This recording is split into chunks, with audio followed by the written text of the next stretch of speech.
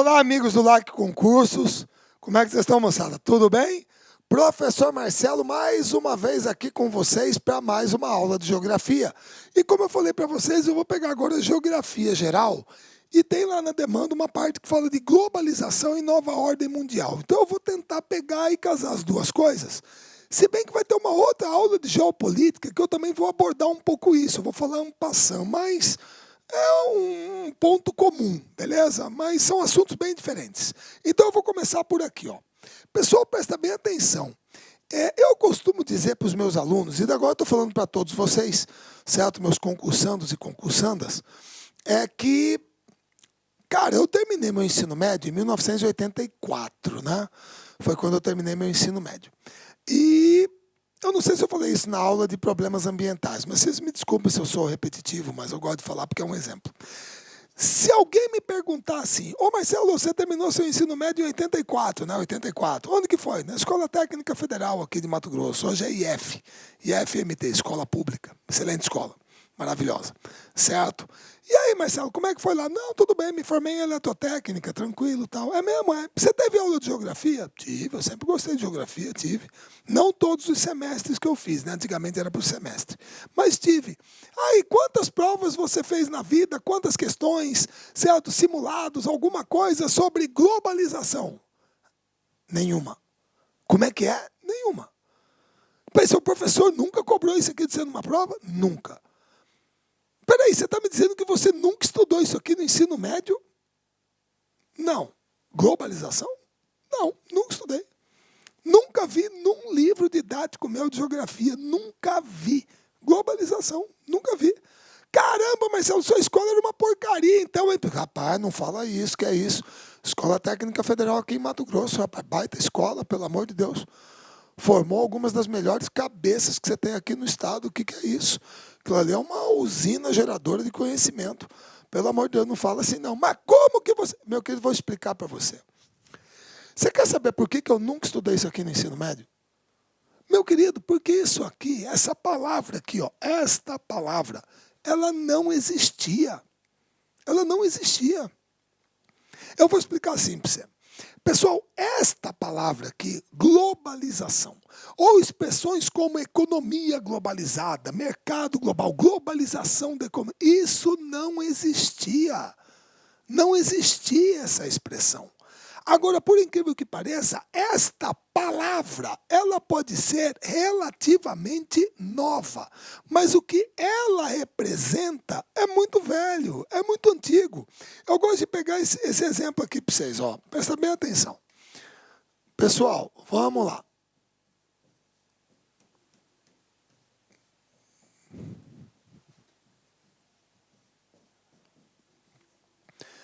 Aí, ó, vocês que também estudam matemática, sabem tudo de matemática, certo? São craques no assunto. Fala para mim, o que é isso aqui?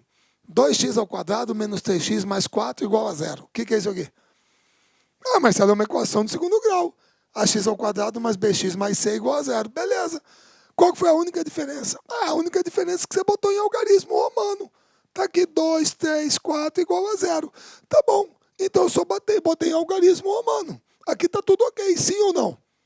Tá ou não tá, moçada? Aí a maioria. Não, tá tudo ok, sim. Tá tudo ok, escambau. Você tá maluco? Como que isso aqui tá tudo ok? Marcelo, mas tá tudo certo aqui, ó. 2x² menos 3x mais 4 igual a 0. Ah, é? Tá tudo ok. 0 em algarismo romano? Aonde? Presta bem atenção. Você quer um 0 em algarismo romano? Eu vou te dar um 0. Tá aqui.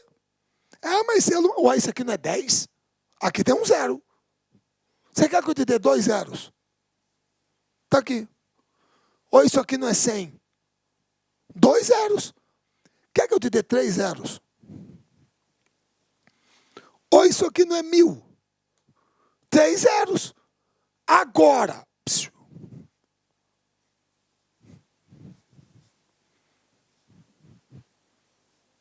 Pessoal, com esses algarismos aqui, ficou melhor? Ah, Marcelo, agora ficou, pô, porque esses aí é o que a gente usa. Exatamente. E agora que você vai falar para mim que você lembrou que esse algarismo aqui é indo-arábico. E você quer falar para mim que globalização começou agora? Então por que eu não estou falando Tupi-Guarani, caramba? Eu devia estar falando Tupi-Guarani. Hã? Ou então por que a galera na faculdade estuda habeas corpus, sursis, periculum in mora? Hã? Por quê? Indubio pro réu. Né? Nulla pena sine lege. Caramba! Isso é direito romano! Você estuda até hoje. E você vai falar para mim que globalização começou agora. Para com isso, moçada. Globalização é uma coisa que está acontecendo desde sempre, poxa. Você entendeu? Ele é antiga. Agora. Essa palavra é nova. A palavra globalização. Ela tem uma utilização muito recente. Mas eu posso dizer que aqui, ó, Alexandre Magno, Império Romano, Jesus Cristo, Islamismo, as cruzadas, grandes navegações, se é a Revolução Francesa, a Revolução, tudo isso aqui é globalização. Certo? Mas esta palavra tem uma utilização mais recente. Ela apareceu há menos tempo. Certo? Beleza? Agora, o que nós temos que entender? Quais são as características do presente estágio da globalização? Quais são essas características? Certo? Primeiro, moçada, nós temos uma nova ordem mundial. Certo? Porque o nosso amigo estava falando de nova ordem mundial, está aqui. Acabou o período bipolar, acabou aquilo ali, Guerra Fria, capitalismo, socialismo, Estados Unidos, União Soviética, se bem que eu vou falar disso na aula de geopolítica. Tá, hoje a ordem é multipolar. Você tem vários polos de influência no planeta. Quando o socialismo entrou em crise, o muro de Berlim caiu, a Alemanha se reunificou, certo? A União Soviética acabou, o pessoal enxergava dessa maneira, 3 blocos. Bloco americano, bloco europeu e o bloco asiático. Certo? O bloco americano, Estados Unidos e a área de influência, Canadá e América Latina. Bloco asiático, Japão, área de influência, Extremo Oriente, Sudeste Asiático e parte da Oceania. Bloco europeu, a Europa, com a União Europeia, carro-chefe a Alemanha, a área de influência a África. E aí, moçada, é que a coisa mudou. Começaram a aparecer os emergentes. Eu vou mostrar eles daqui a pouco para vocês, eu vou mostrar o cara. BRICS, China, Brasil, Rússia, Índia, China e África do Sul, certo? Agora tem o MINT, eu vou explicar isso para vocês. México, Indonésia, Nigéria e Turquia. O TICS, Taiwan, Índia, China e Coreia do Sul. São potências emergentes, pô. São acrônimos que o pessoal criou para caracterizar essas potências emergentes num determinado momento. Então, hoje o mundo é multipolar. Hoje, por exemplo, você falar que o bloco asiático, a principal potência é o Japão, é falso, é a China.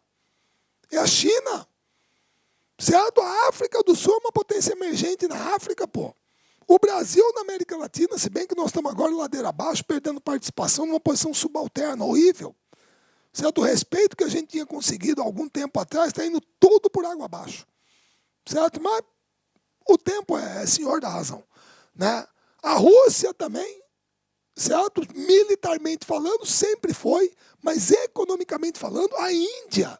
Então, é dinâmico o processo, certo? Então, hoje, o mundo tem vários polos de influência, é um mundo multipolar, certo? E a divisão não é mais leste-oeste, socialismo, capitalismo. Não, a divisão hoje é norte e sul. É uma divisão ricos, pobres, centro, periferia, desenvolvidos, subdesenvolvidos. Se bem que vocês estão vendo, moçada, que para isso aqui está aqui, obviamente eu busquei na internet, coloquei. Eu tenho uma discordância muito grande quanto a isso aqui e até mesmo a Rússia. Eu tenho uma discordância muito grande. Tá? Por exemplo, a economia brasileira é maior que a economia russa. Tá? Beleza?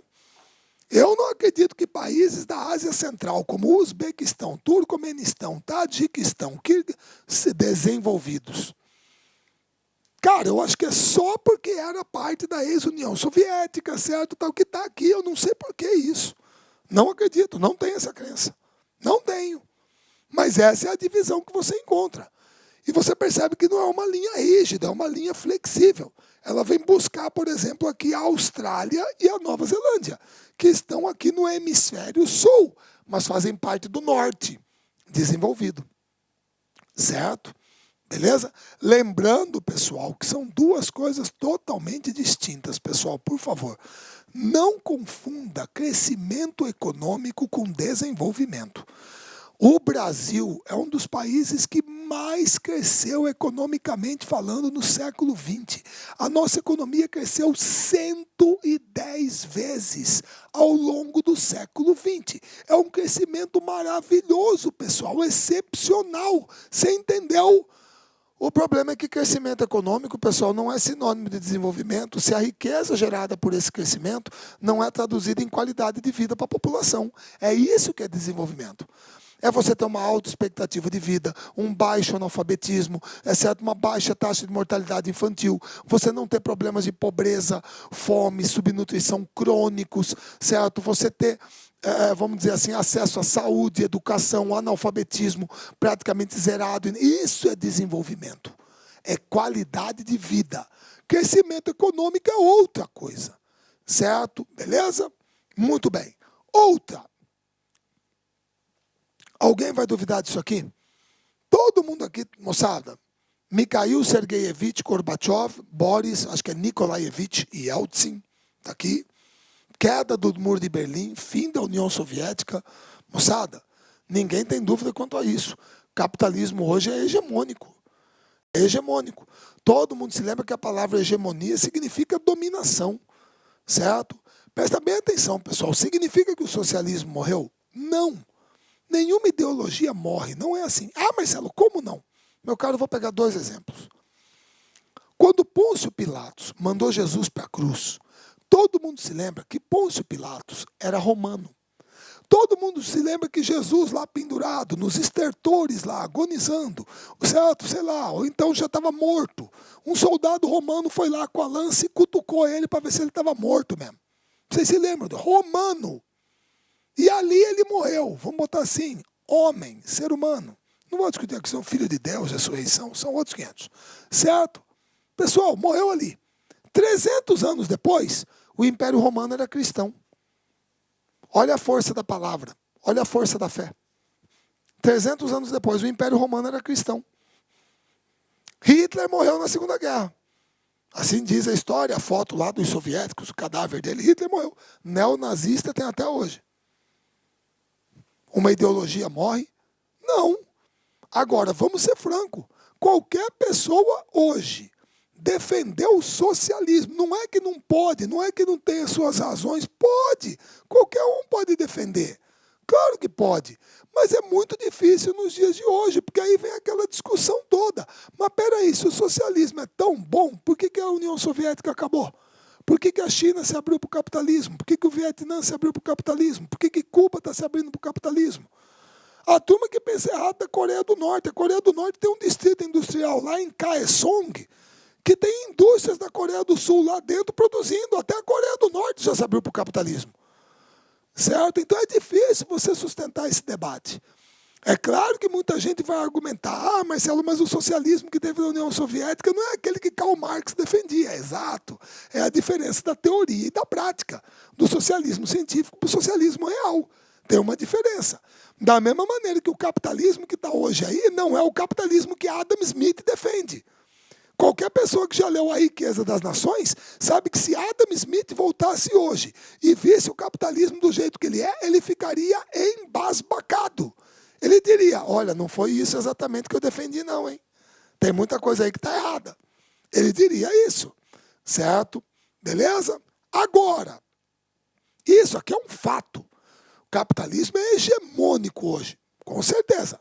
É uma característica do atual estágio. Outra, revolução técnico-científica, se bem que daqui a pouco eu vou avançar. Certo? Essa revolução técnico-científica também é chamada de terceira revolução industrial. Certo? Ela começa nos países desenvolvidos após a Segunda Guerra, depois se espalha para o planeta, não de maneira homogênea. Alguns países subdesenvolvidos conseguiram assimilá-la um pouco melhor. Países como Brasil, Argentina, México, África do Sul, Índia, Coreia do Sul, certo? Beleza? Conseguiram assimilá-la melhor. Tá? Tudo bem?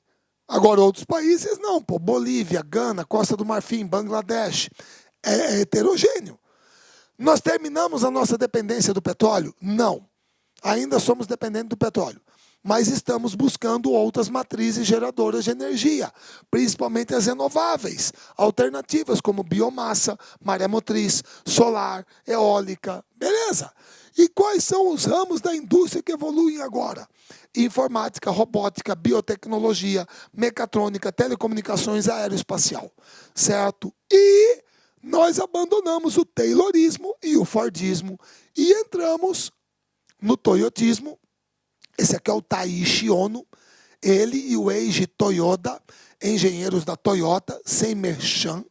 Óbvio que leva o nome porque a Toyota foi a primeira a implantar, certo? Eles são os responsáveis por essa nova metodologia de produção, certo? Primeiro, é um sistema de produção flexível. Flexível. Todo mundo se lembra que uma das causas da crise de 29 foi aquele negócio de superprodução e subconsumo. Muita gente já estudou isso. É um fato. Antigamente o Fordismo era produção em série, produção em massa. Hoje não. Pessoal, hoje, quando eu entro, eu vou usar como referência a Toyota. Pessoal, pelo amor de Deus, isso aqui não é propaganda não. Tá? Até porque eu vou falar meu carro é Nissan, não é Toyota. Pronto. Plim, plim. Fiz o merchan. Agora, olha só. Se eu entro numa concessionária Toyota e vou comprar um carro da Toyota, pessoal, hoje eu monto o carro do jeito que eu quero. Todo mundo se lembra que tem uma frase que a turma atribui a Ford, que é muito legal, né? Porque é uma gozação, e ele falava mesmo. Você pode ter um carro Ford da cor que você quiser, desde que seja preto. Porque todo Ford T que sair era preto, preto, preto, preto, preto. Era assim, pô, é tudo standard. É a padronização da produção, produção em série, produção em massa. Hoje não.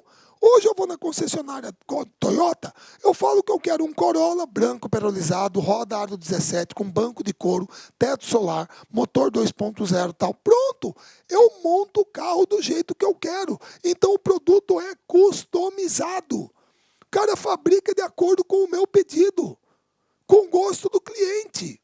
E outra, a partir do momento que eu fechei a compra do meu Toyota Corolla, significa que o carro já está lá no pátio me esperando? Não! Mas a partir do momento que eu fechei a compra, o vendedor só dá um clique e o pedido online, tudo online, automaticamente vai para a fábrica, lá em Indaiatuba. Ou em Jundiaí, eu acho que está com 2 plantas agora a Toyota. Certo? E aí o que o pessoal da Toyota vai começar a fazer? Vai começar a fabricar meu carro. Isso significa que a Toyota fabrica de acordo com a demanda. Ou seja, se as vendas aumentam, a produção aumenta. Se as vendas diminuem, a produção diminui. Então a produção é flexível. Ela se adequa à demanda do mercado. Tranquilo. Coisa que não acontecia antigamente. E outra, o nível de automatização, robotização hoje na fábrica é absurdo. Todo mundo viu aqui pela foto. Onde estão os metalúrgicos que faziam isso aqui há 30 anos atrás? É desemprego estrutural, já estudamos. Certo? Mais uma coisa. Pessoal, o pedido do meu Toyota chegou lá na fábrica. Aí o que os caras vão fazer? Vão começar a montar o meu carro. Então eles vão no estoque, pegam as peças e começam a montar o meu carro. Sim ou não? Não. Mas como não, Marcelo? Meu caro, claro que não. Você tem que entender que se a concessionária Toyota aqui está conectada online com a fábrica lá em Indaiatuba, por que a fábrica não vai estar conectada com os fornecedores de autopeças? E muitas vezes os fornecedores de autopeças estão dentro da fábrica. Estão lá dentro. Então, a partir do momento que chegou o pedido do meu carro, o que a Toyota fala? Pessoal, eu preciso de 2 faróis, 2 lanternas traseiras, 5 pneus, 5 rodas, 4 amortecedores, 1 bateria, certo? 1 para-brisa dianteiro, 1 para-brisa traseiro. Ah, Marcelo, mas porque... Pessoal, presta bem atenção. Vocês não acreditam que num Toyota Corolla, tudo que vai nele é a Toyota que fabrica?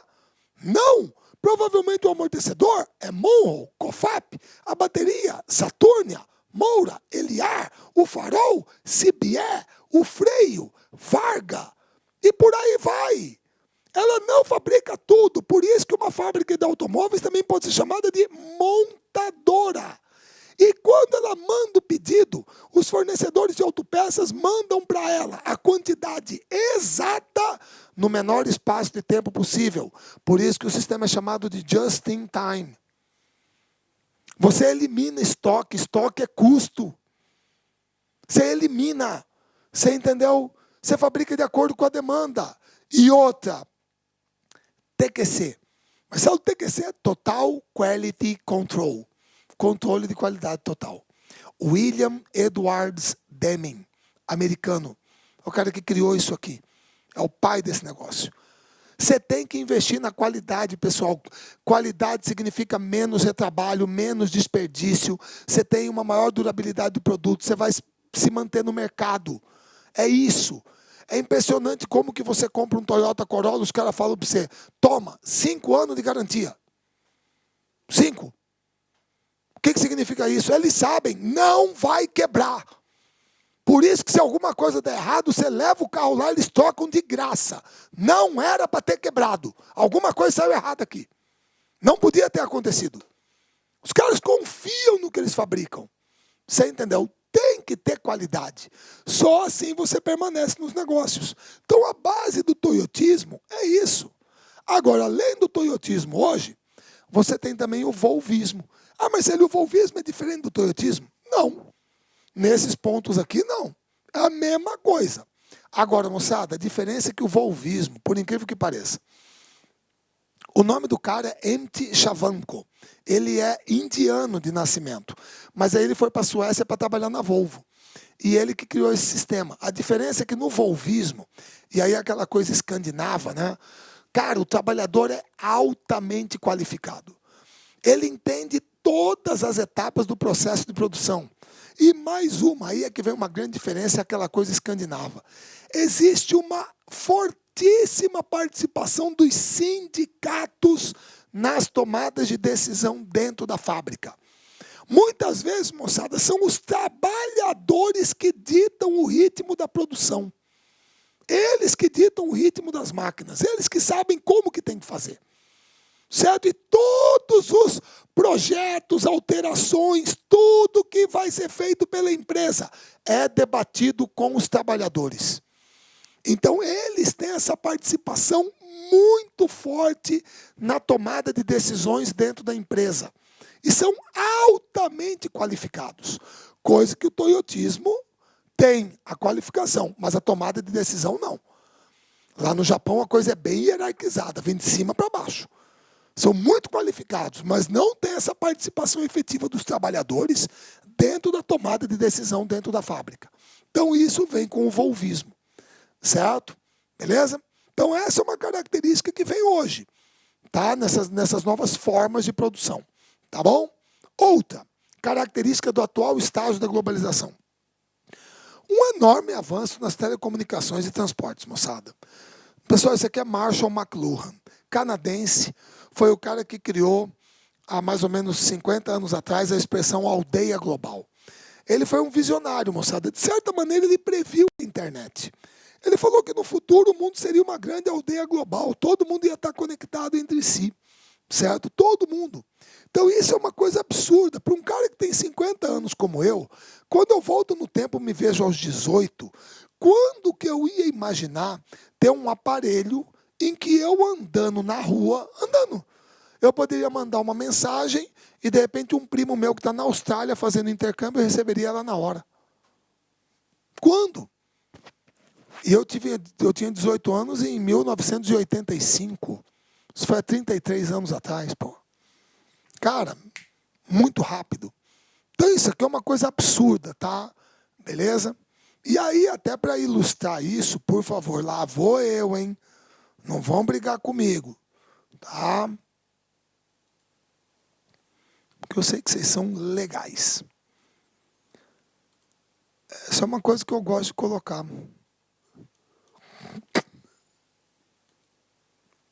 Muitos aqui já viram.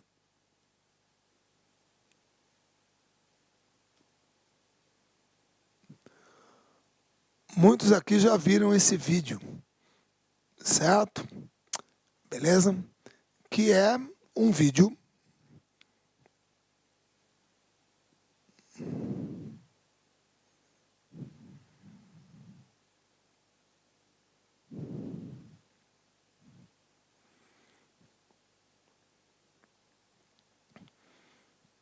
moçada, é um vídeo do tráfego aéreo mundial visto do espaço.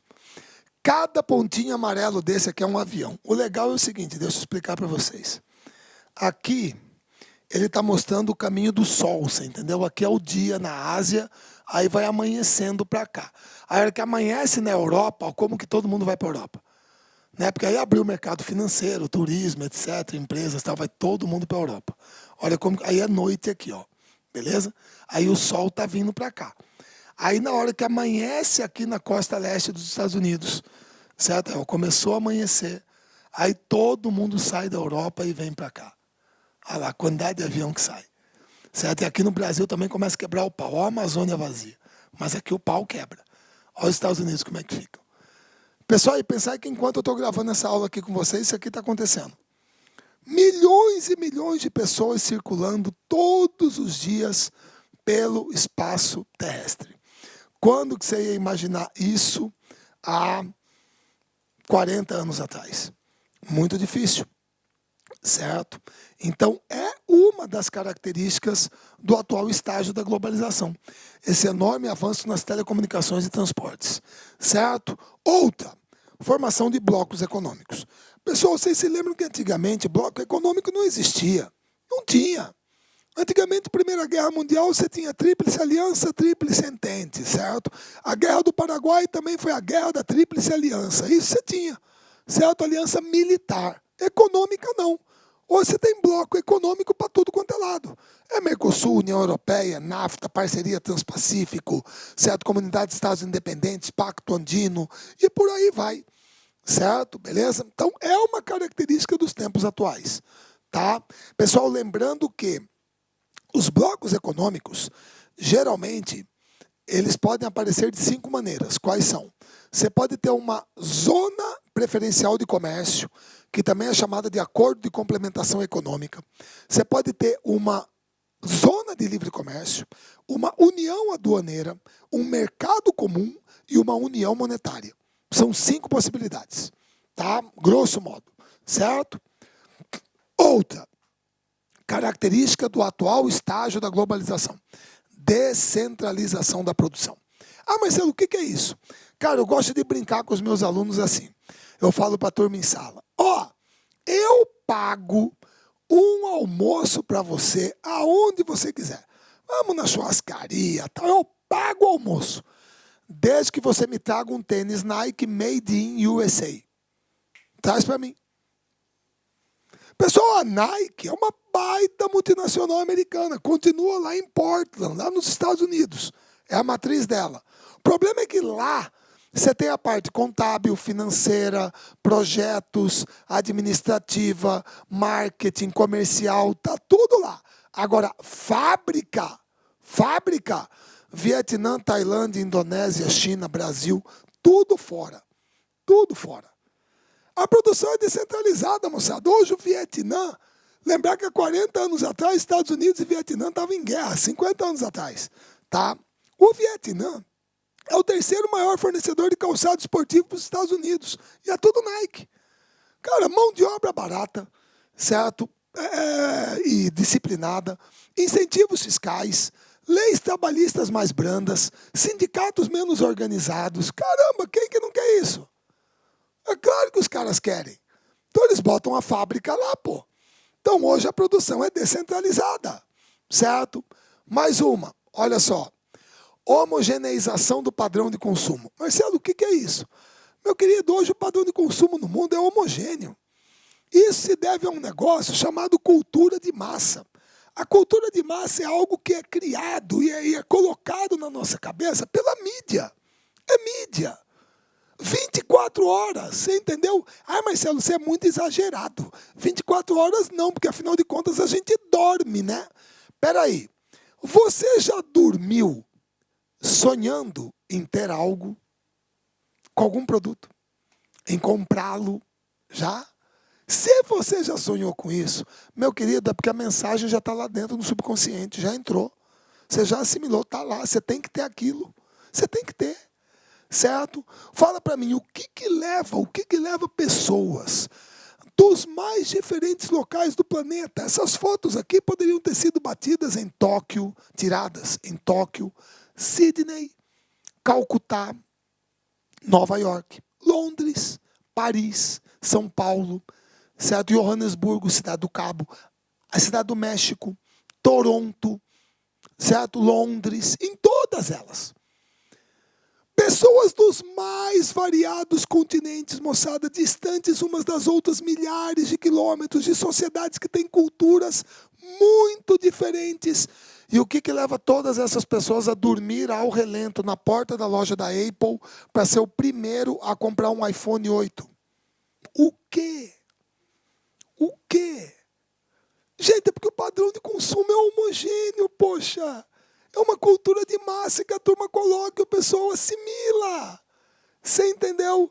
Isso vai fazendo até com que muitas vezes alguns países eles vão perdendo aos poucos, um pouco da sua identidade. Hoje eu ando, às vezes, em shopping, lojas, eu não vejo mais a palavra liquidação, não existe, acabou. É só o quê? Sale off. Eu não vejo mais, pessoal, agora nós vamos ter uma parada para o lanche, para o cafezinho, coffee break. Ah, nós vamos fazer um lanche aqui com as minhas amigas, vamos fazer um brunch. Certo? É o nome das empresas aqui. Onde que você vai comer, Marcelo? No Getúlio Grill. Delicious Fish. Caramba! Ah, vamos dar o start no processo. Não pode falar começo, início. É isso. Então, há essa tendência à homogeneização. Pessoal, não estou fazendo propaganda nem da Apple, nem do McDonald's. Mas aqui, ó, Estados Unidos, Alemanha, Brasil. O padrão arquitetônico é o mesmo, a letra é a mesma, tem o funcionário do mês, é a mesma máquina de sundae, de milkshake, é a mesma negócio de batata frita, certo? Qual que é a garantia que o McDonald's te dá? Em qualquer lugar do mundo que você entrar, um Big Mac é um Big Mac. Acabou. Acabou. É a garantia que você tem. Um Big Mac é um Big Mac. Claro que você vai falar que de repente lá no México a turma gosta mais apimentado, que lá na Índia não pode ter Big Mac, porque a vaca é um animal sagrado, mas pode ter McChicken, McFish, beleza. De repente lá nos Estados Unidos o hambúrguer é um pouco mais grosso que aqui, pode ser tal, mas é um Big Mac, caramba. É isso. É homogêneo. Você entendeu? Então há essa tendência hoje. E aí tem mais uma coisa, que é isso aqui, ó. Marcelo, quarta evolução industrial? Exatamente. Eu botei aqui para vocês a primeira, a segunda, a terceira e a quarta. Certo? Eu falei agora há pouco de terceira evolução industrial ou técnico-científica. Mas essa é uma coisa que você já tem que saber. Segundo o sociólogo Manuel Castells, espanhol, no seu livro Sociedade em Rede, nós estamos numa nova fase do capitalismo, que é o capitalismo informacional. Certo? E esse capitalismo informacional leva muito em consideração o chamado meio técnico científico informacional, que é o sistema de fluxos que nós temos hoje, mercadorias, serviços, capitais, informações, pessoas, baseado na revolução tecnológica de TI, tecnologia da informação. Certo? Então, o capitalismo informacional, ele dá uma grande importância aos sistemas de computadores, principalmente a internet, valoriza as empresas que produzem conhecimento atrelado ao desenvolvimento tecnológico, uso de mão de obra especializada e qualificada, principalmente jovem, certo? Que é mais criativo, desenvolvimento de pequenas empresas de software chamadas startups, tá? Grande valorização da criatividade e conhecimento e aumento da produção e comercialização de produtos tecnológicos. Seria isso. Certo? Essa nova fase do capitalismo. A gente sairia do capitalismo financeiro para o capitalismo informacional. Se bem que eu acho que eles se complementam, mas tudo bem. E dentro disso, indústria 4.0, ou quarta revolução industrial. Pessoal, se você quiser falar, mas em que lugar do mundo que isso aqui começa? Alemanha. Isso aqui é uma iniciativa do governo alemão com algumas empresas privadas alemãs. Começou lá. certo? Então, o uso de sistemas cyberfísicos, internet das coisas, computação em nuvem, certo? Isso é a quarta revolução industrial, certo? Eles colocam 6 princípios básicos para isso. Quais são? Interoperabilidade, virtualização, descentralização, capacidade em tempo real, orientação a serviço e modularidade. Certo? São esses princípios que orientam as empresas. E se você não está sabendo, o Sindicato dos Trabalhadores Alemães conseguiu agora uma vitória absurda. Eles conseguiram reduzir a jornada de trabalho de 35 horas para 27 horas semanais. Pessoal, 27 horas por semana. Significa mais ou menos de segunda a sexta, 5 horas e meia. E por que eles conseguiram isso? Devido aos ganhos de produtividade que isso aqui gera. Só aqui no Brasil que a turma quer matar o trabalhador de trabalhar. Tem que trabalhar. Tem que ir para 44, 48, para. Lá eles estão trabalhando menos. Estão investindo em produtividade. Para dar mais tempo para o trabalhador fazer o quê?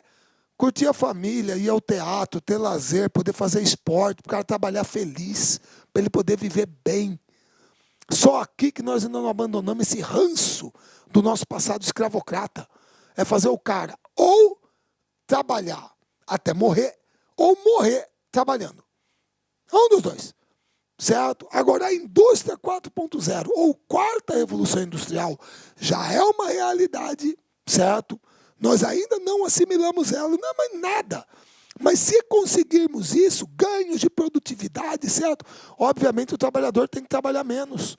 Ele pode trabalhar menos. E vai trabalhar muito melhor, muito mais satisfeito, com mais produtividade, com mais qualidade de vida.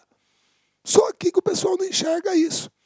Se você quiser, pode pesquisar. Põe lá, sindicatos alemães, jornada de trabalho, 27 horas. E foi agora em 2018, tá? Conseguiram isso. E isso aqui tem uma grande influência nisso, no sentido de aumentar a produtividade das empresas. Então o cara precisa trabalhar menos, tá certo? Então essas aqui são características do atual estágio da globalização. Lembrando que eu falei para vocês, a palavra, a expressão globalização é que é relativamente nova. Agora o que ela representa não é. É bem antiga. Tudo bem? Moçada, mais uma vez bom vê-los aqui nessa aula. Eu vou gravar ainda geopolítica, né, espaço geopolítico, tá? E espero contar com a audiência de vocês nessa próxima aula que a gente vai gravar de Geo Geral. Um grande abraço a todos e até lá. Clique lá